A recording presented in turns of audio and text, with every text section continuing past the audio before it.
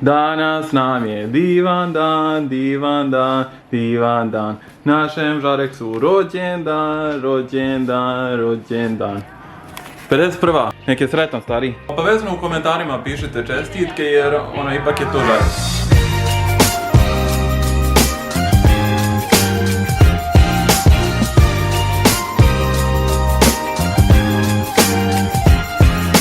Kao što ste mogli vidjeti iz intra, danas je poprilično specijalan dan. Danas je mom tati Žareksu rođendan. Ako ste do sad pratili situaciju, znate da sam imao transplantaciju i trenutno se nalazim u Italiji, tako da sam ja jedina osoba sa kojom on može proslaviti ovaj rođendan. Svi njegovi prijatelji, moja mama, porodica, svi oni se nalaze nazad u Gradišci, tako da smo ipak morali uraditi nešto specijalno za rođendan. A prije par dana sam imao super ideju šta bi mogli uraditi. A da bi razumjeli značenje ovog poklona, moramo se vratiti nazad u 1980. godinu.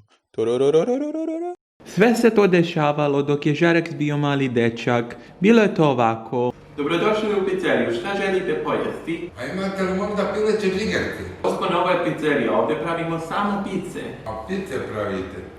A imate li možda pitu sa pilećom džigercom? O moj Bože. Ako istog niste ništa skontali, sad će vam Žare objasniti cijelu tu priču. Ovaj skeč 100% prikazuje situaciju zbog koje sam dobio nadimak džigera. Pošto od malena volim džigerovi, to se dogodilo kad sam poslije 8. razreda išao na ekskurziju u Hrvatsku, na Lastovo. Neke starije generacije me i dan danas zovu džigera i znaju pod tim nadimkom. Koliko stvarno voliš džigeru? Mogu bi reći najviše na svijetu, to mi je od djetinjstva jelo broj 1.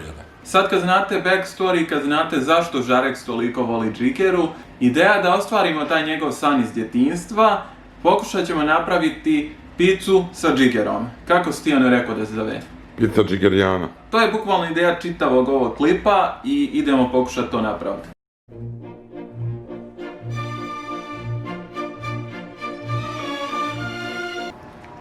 Što radiš ti to? Ništa.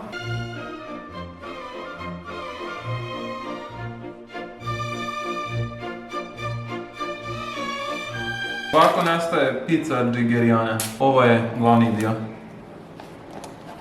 Pogledajte natpis. Pizza džigerijana. Ekskluzivno. Ok, sad je vrijeme da kuvamo. Jel tako? Ti ćeš biti zadužen da praviš džigeru. Za to vrijeme ja ću pokušati skontat kako se pravi ova pizza, sve postavke.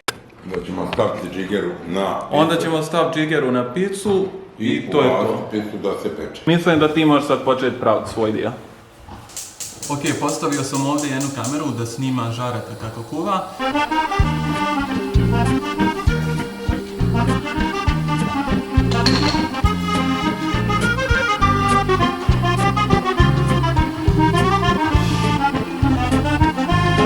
Elektriko, 250 na 4-5 minuta. Ali vidjet ćemo dobro. Moguće. Kako ide, tata?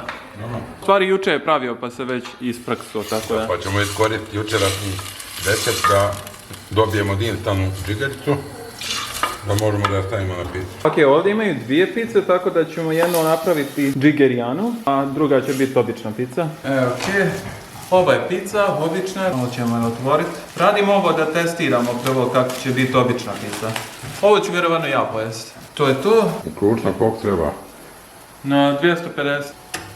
Malo ću pustiti da se zagrije pa onda sad tu picu. Žare, zar ti ne treba kuvat džigeru? Jao!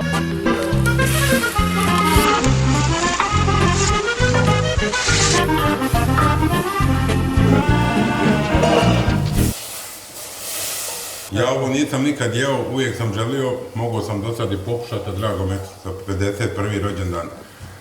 Luka je rekao da bi volio da to u stvari bude to nekako iznenađenje naše zajedničko. Znači nešto poznato, a ne poznato. Tako da je ovo zapravo premijera pizze džigerijani. Ja znam da ću biti sigurno zadovoljan. Isprva je to trebalo biti iznenađenje da ja sve napravim i on samo jede, ali sam skonto da je malo previše komplikovano, tako da on pomaže. Ovako proslavljamo, tako je zanimljivije, stvaramo uspomene. A kako napreduje pizza, Luka? A da, još čekam da se realno zagrije, tako je. Da li si svjestan da mnogi ljudi ne vole džigeru, to je da im se gadi džigera? Ja sam. Šta imaš reći za te ljude?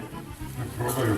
propuštaju. Dominamo nešto najljepše jedno od omiljenih jela. Znam da ne može biti, možda mi neće oduševiti, ali ću biti zadovoljan. Zato što gdje god ima džigera, meni je to sve dobro. Ok, mislim da je vrijeme se ugrijalo, tako da će sad da se pravi pizza.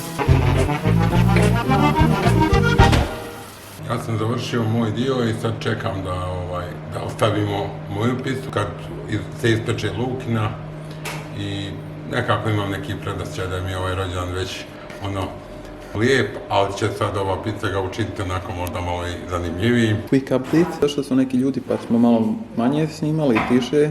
Ok, ljudi koji su bili ovdje su napokon otišli, tako da možemo nastaviti snimanje. Tata, šta misliš, je li gotova?